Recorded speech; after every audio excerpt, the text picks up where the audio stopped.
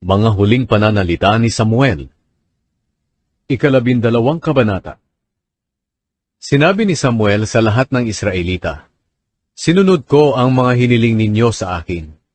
Binigyan ko kayo ng hari na mamumuno sa inyo. Ngayon may hari na kayo bilang inyong pinuno.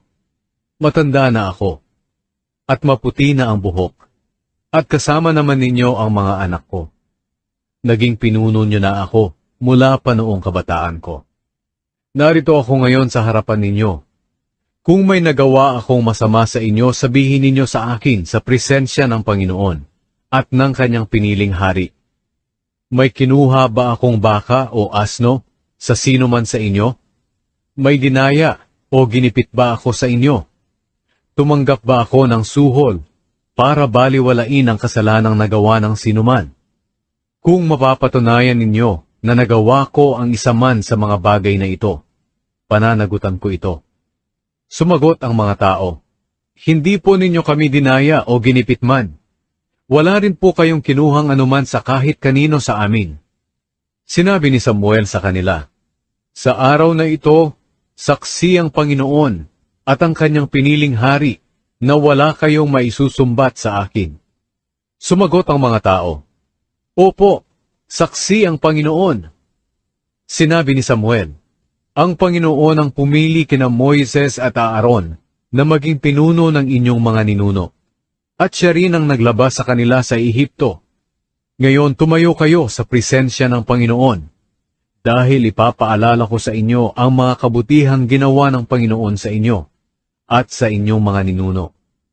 Noong nasa Ehipto pa ang lahi ni Jacob, humingi sila ng tulong sa Panginoon. Ipinadala ng Panginoon sina Moises at Aaron na naglabas sa kanila sa Ehipto, at nagdala sa kanila sa lupaing ito. Pero kinalimutan nila ang Panginoon na kanilang Diyos, kaya hinayaan ng Panginoon na matalo sila ni Sisera, na commander ng mga sundalo ng Hasor, ng mga Filisteo, at ng hari ng Moab. Humingi na naman sila ng tulong sa Panginoon at sinabi, "Nagkasala kami, Panginoon. Tinalikuran namin kayo at sumamba sa imahe ni Baal at Ashtoreth. Pero ngayon, iligtas niyo po kami sa kamay ng mga kalaban namin at sasambahin namin kayo." Pagkatapos, isinugo ng Panginoon sina Gideon, Barak, Jephthah at ako, at iniligtas namin kayo sa kamay ng mga kalaban ninyo na nasa paligid, at namuhay kayo ng ligtas sa anumang kapahamakan.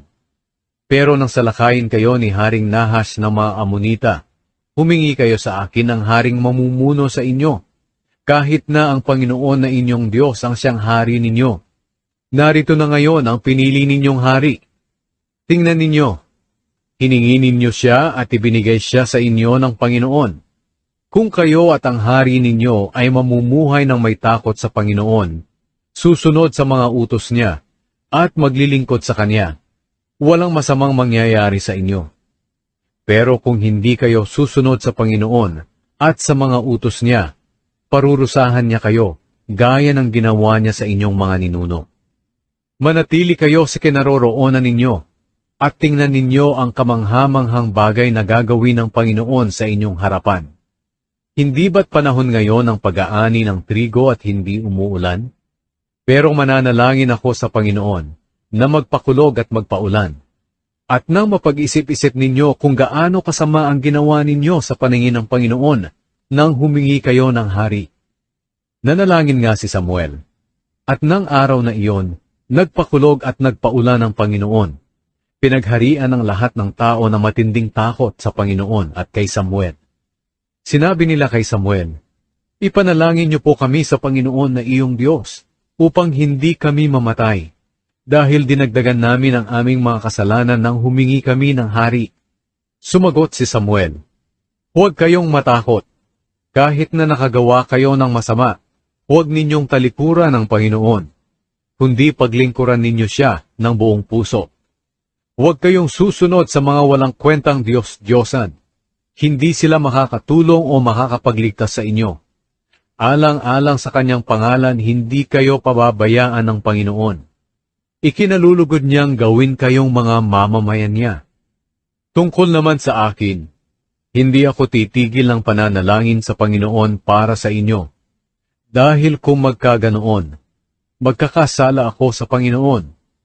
Tuturuan ko rin kayong mamuhay ng tama at matuwid. Pero dapat kayong magkaroon ng takot sa Panginoon at maglingkod sa Kanya ng tapat at buong puso. Alalahanin ninyo ang mga kamanghamanghang bagay na ginawa niya sa inyo. Pero kung magpapatuloy kayo sa kasalanan, kayo at ang hari ninyo ay lilipulin.